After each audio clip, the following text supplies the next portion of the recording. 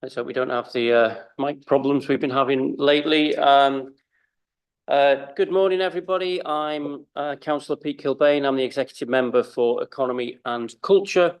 And this is a decision session looking at the York Learning Strategic Plan for 24-25.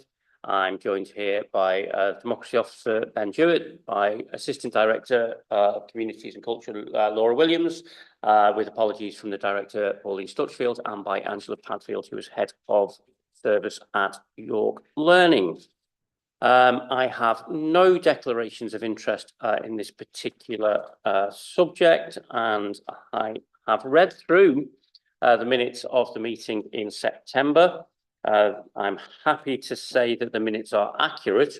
I'm also happy to say that less than 1 month after that decision was made, work is well underway on Acomb Front Street with the changes that we are able to bring about there.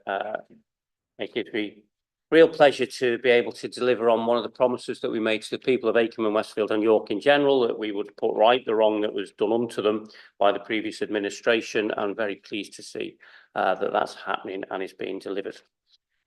Okay. Next on the agenda is public participation, and I believe we have Flick Williams on the line with us today. Can you hear me, Flick? Yes, good morning. Good morning. You have 3 minutes for your contribution. I won't give you a 30-second warning towards the end. And in your own time, as of now, please. Councillor Kilbane, please forgive my incursion into your decision session. Truth is, I could register for almost any other to make exactly the same points about the report in front of whichever executive member was making the decision. But I have chosen yours as it falls on the day closest to the 2-year anniversary of full council's unanimous decision to adopt the social model of disability. I'm sure you remember clearly that momentous meeting in the Guildhall Council chamber.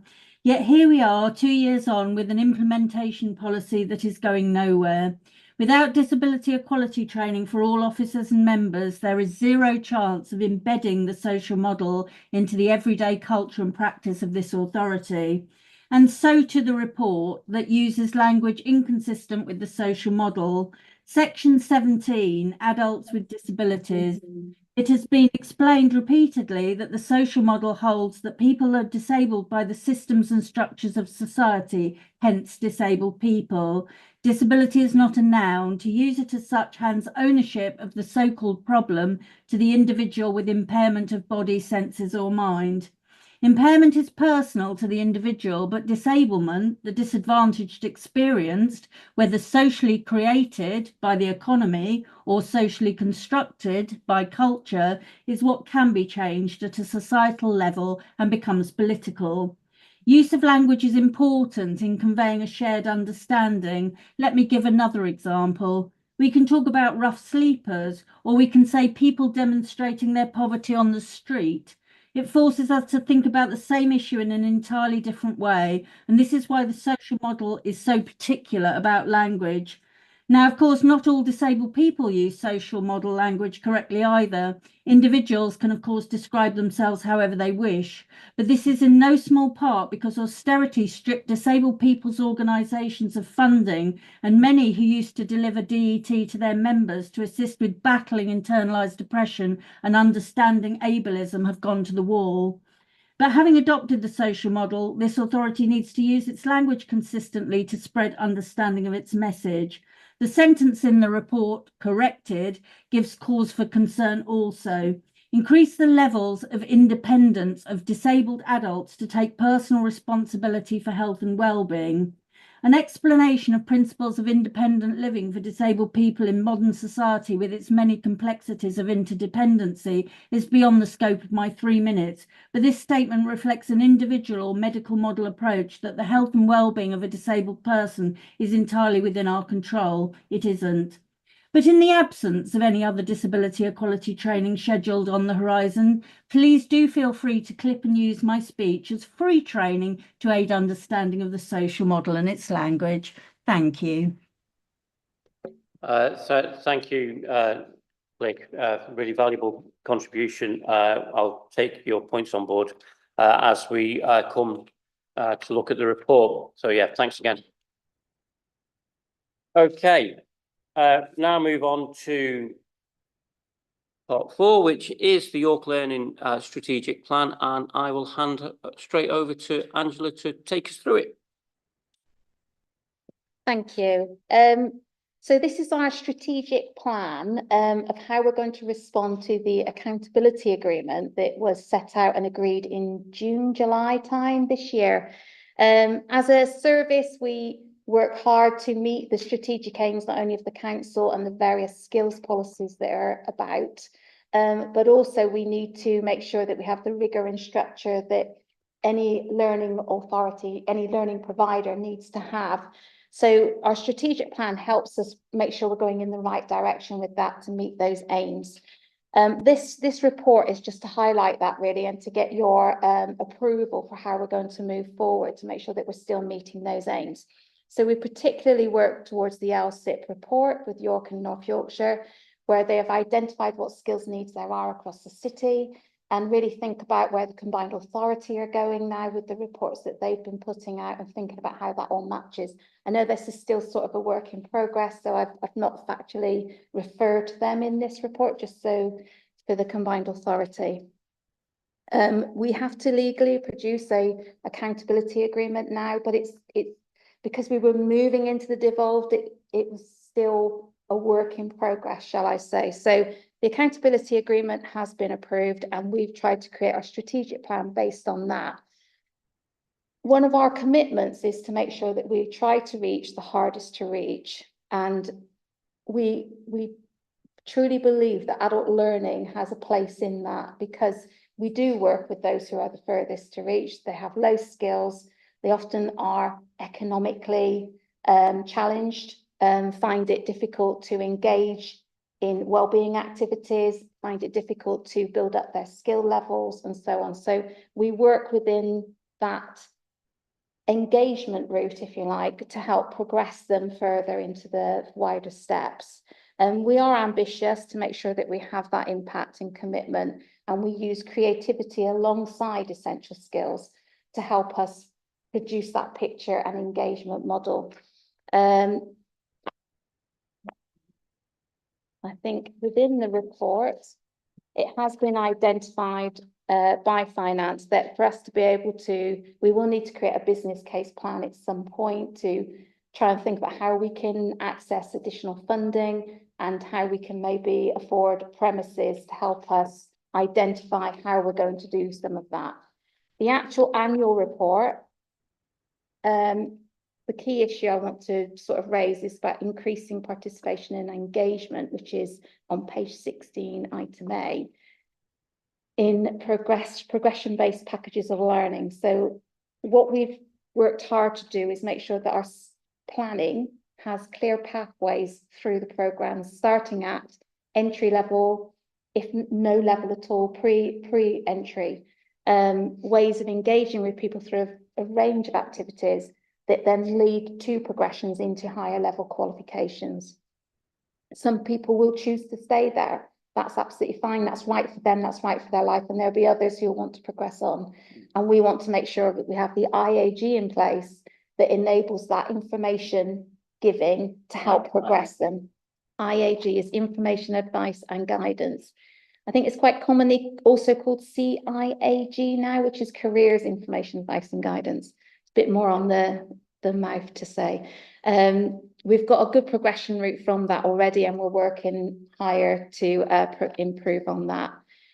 Percentage of apprentices remaining in sustained employment is 58.6. That is actually very good across the national average.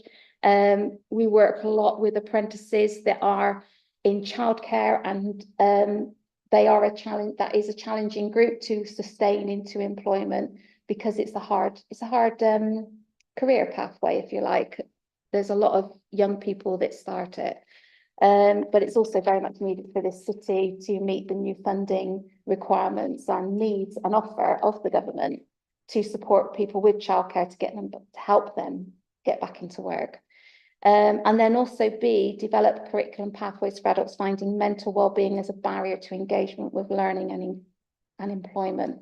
So we're looking at a range of courses that will create 4 or 6 week pathways to help people recognise how they can support themselves with their mental well-being, what activities will help support that, and then progressing them further into that. So we're just still at the starting phases with a lot of that, but we are, a lot of it happens quite naturally through our offer anyway, but this will be a layer where people will be signposted to support mental well-being, which will connect up with various partners across the city to help us promote that and have referrals too. It will be a referral-led sort of programme, working with a variety of charities across the city. There are some challenging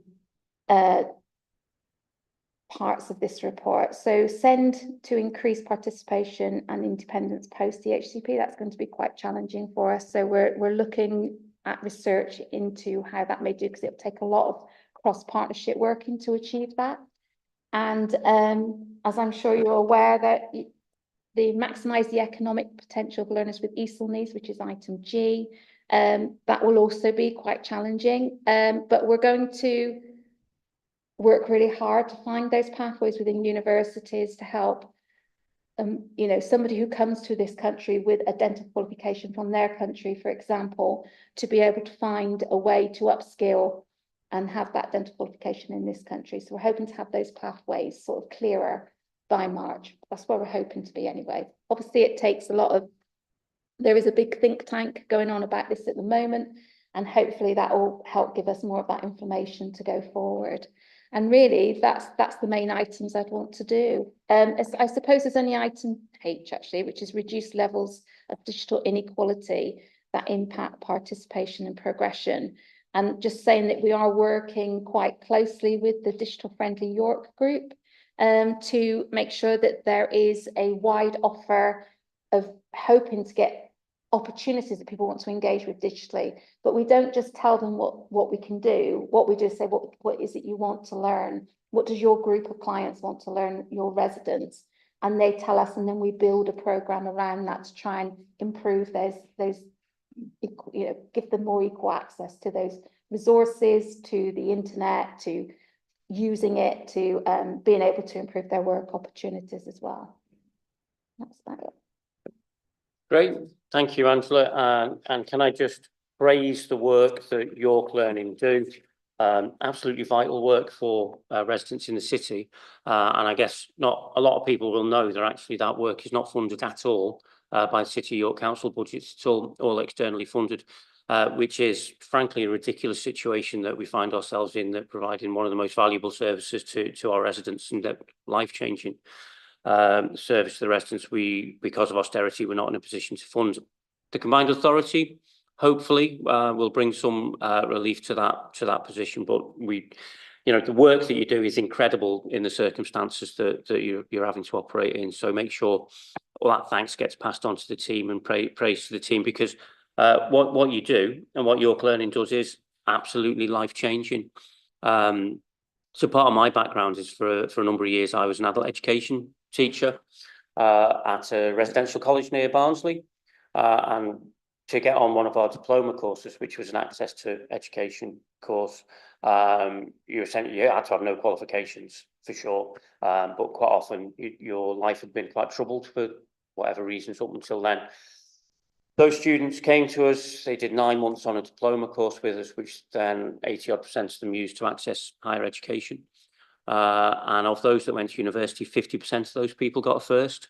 At times when I think getting a first was a little bit harder than it seems to be at the moment. So I think, you know, their lives were totally transformed by this, and the way that they got into that education pathway was through those taster courses, was through doing something that they found interesting, that started to open the routes and the avenues for them to literally transform their lives.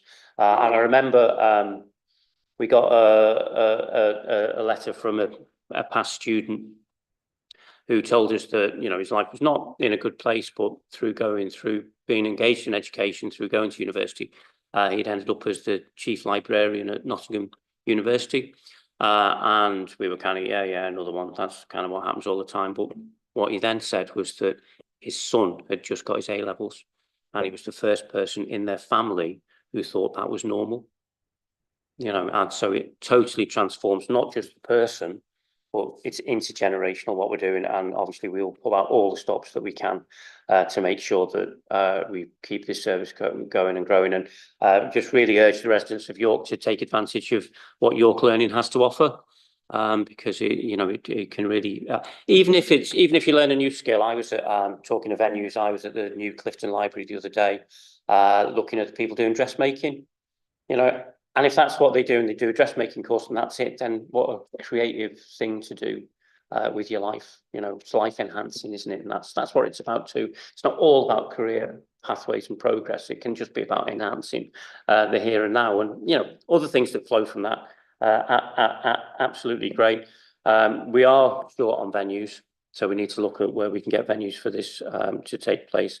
And also, I know that there's great work going on in Alison's team for that sort of post-EHCP pathways for learners. So obviously working, and I know you do work closely with that team and with employers in the city to make sure that, I think that there's starting to be a shift in attitude amongst employers, and this might be a post-Brexit thing.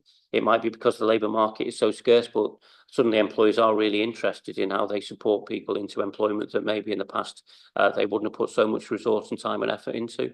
So I think there is an opportunity there for everybody.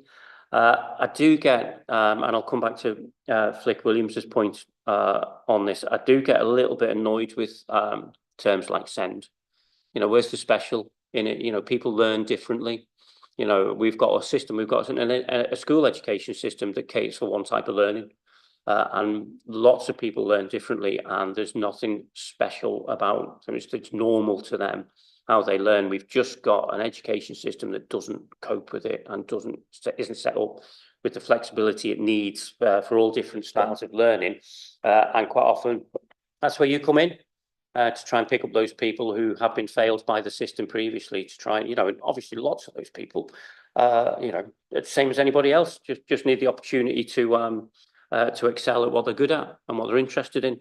And that does also bring me back to the language. And this is definitely a mea culpa. I must admit, when I read the sentence, it made me kind of go, oh, hang on a minute. So if we can change that sentence in paragraph 17, that's been pointed out, and if we can double check the whole report for other examples, the whole idea that adults, it's the disability of the adult that's holding them back, as opposed to the society that they find themselves in. We need to change the way we think about that, and language does matter. So if we can change that, and also the personal responsibility. I know what the report is saying. I know it's about giving people the opportunities to do things for themselves, and I know that that's what people want. But the personal responsibility just starts to lead into that sort of blame game for individuals, as opposed to having a good look at the society that we're all living in and operating in, and that's what needs to change. So if we can change that sentence to reflect that, that would be great. And if we can have a look at the whole report, and the speaker is quite right, we do need to do the social model training. It's finding the funding for it and the way to do that, and I'll make sure that that's put back higher up the agenda within the council. But no, other than that, very pleased to see that the report does meet each criteria of the council. So we are looking at equality, affordability, climate and health. All of them are being met by the actions that we've got within this report. And it might also be worth looking at when we're dealing with Job Centre Plus for the pilot programmes that are going on. They've currently got underway in Greater Manchester. They have a Live Well programme, which is trying to transform. It's mainly Department for Work and Pensions led. But it's trying to transform the job centres from a place which are punitive, where people go in fear of sanction, etc., into a place that actually helps people enhance their lives through education opportunities, training opportunities, trying to give people the support that they need for whatever reasons to do the things that they can do in their lives and what they're interested in and good at. So it's kind of changing the way that we look at job seekers from people that need to be corralled into people that need to be supported into whatever choices that they're able to make to live full fulfilling lives is what we all want to do. So might be worth thinking about that when you're in those conversations. I know it's a bigger issue than what you're doing in your learning, but sure, yeah. Just to say, we do go into the job centre every week. We have a team, different members of team go in for different things. So we can be in there to help them with CV writing, to get them in, to have an IAG appointment, information, advice and guidance about what are their weaknesses, what are their strengths, and what skills could it create better employment opportunities for them. And then also there are people in there that do English assessments, well-being, social prescription, all sorts of things. So we are regularly in there to do that. And we work closely with the job centre to set up the job fairs as well, to improve that access to employers and to help employers engage more with those who are unemployed rather than those who are just out of university and so on. So that also has had a big impact on how we reach those people, the right people, to help give them the opportunities that maybe they're more nervous of grasping. That's really where we fit in, I think. And also I totally get it on the language. That's my mistake. Don't know why I did that. I just typed it and then I hadn't really given it enough thought. So I apologise for that. But I think, you know, accepting that and accepting that's the way that we are and that's the way that we think, and that's what needs to change, all of us, not just you. I mean, that's the first hurdle, isn't it, to bring about the change we need. It would be worth looking at the Live Well programme that's going on in Greater Manchester, because it's going to be a long, slow cultural change, isn't it, from job centres being places of sanction and discipline to places of support and assistance. And, you know, I know the work's going on, but we are dealing with a legacy where job centres were basically used to corral people as opposed to support people. And I think that's the direction of travel that we need to go in. So I'm very happy with the changes noted to approve the recommendations on page 8, paragraph 6. So the strategic service plan, I'm very happy to approve it, subject to any change in the report. But as the plan itself is fine. There's a lot of abbreviations in there. So far, I usually put a list of abbreviations at the end, and I've forgotten to do that. But it is very much the world I inhabit, unfortunately, and it is sometimes you just forget that you're doing it. I am better than some, but I do still slip up. We're not in a blame game here. There's if we can put if we just have a list of abbreviations with it, that would be useful. That'd be great. Yeah, but very happy to approve. So thank you very much, and thanks for all the work that you have been doing and continue to do. I know it's a very busy time of year for you, so thanks again.